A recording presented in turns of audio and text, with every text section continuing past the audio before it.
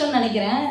தோழர் தீபலட்சுமி அவங்களோட மொழிபெயர்ப்புல வந்து ஃபிடல் காஸ்ட்ரோ பத்தி ஒரு புக் வந்து வெளியிட்டிருந்தோம்.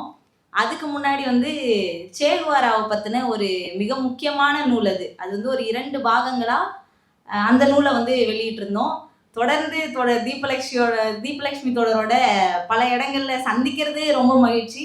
2வது வந்து அவங்களுடைய நூல் வெளியீட்டு நிகழ்ச்சியில நம்மளும் ஒரு பார்ட்டா எங்கேயோ ஒரு மூலையில இருக்கோம் அப்படிங்கிறது வந்து சென்டரா தான் இருக்கோமா.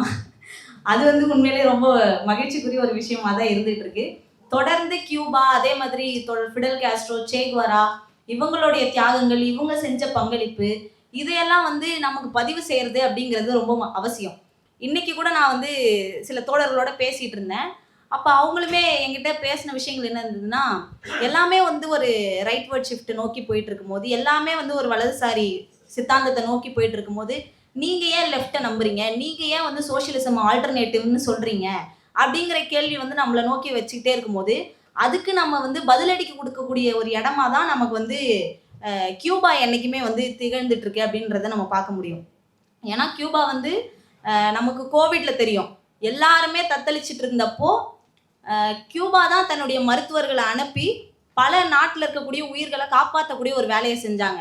இங்க வந்து இந்தியாவுல நம்ம எடுத்துக்கிட்டோம்னா, நீட் தேர்வு. இது வந்து மருத்துவம் சார்ந்த ஒரு இடத்துல வந்து ஒரு பெரிய பிரச்சனையா இன்னைக்கு பேசு பொருளா மாறியிருக்கு.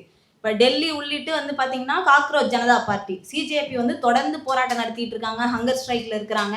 ஆனா, ஒன்றிய அரசு வந்து அத கண்டுக்கிறதே கிடையாது.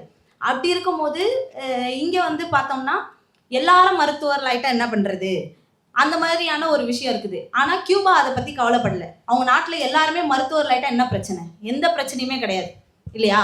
எல்லாருமே மருத்துவர்கள் ஆகும்போது, அந்த நாட்டுல ஒரு பேரிடர் மட்டும் இல்ல. உலக நாடுகளுக்கு ஒரு பெரிய அச்சுறுத்தல் வரும்போது, தன்னுடைய நாட்டு மருத்துவர்கள எல்லாருக்கும் அனுப்பி, எல்லா நாடுகளுக்கும் அனுப்பி, எல்லாரையும் சேவ் பண்ணக்கூடிய ஒரு இடத்துல, இயல்பா யார் இருக்க முடியும்னு சொன்னா, சோஷியலிசத்த அடிப்படையா, அந்த கொள்கைய வந்து அடிப்படையா வைத்திருக்கக்கூடிய ஒரு நாடு தான் அந்த பணிகள வந்து செய்ய முடியும்.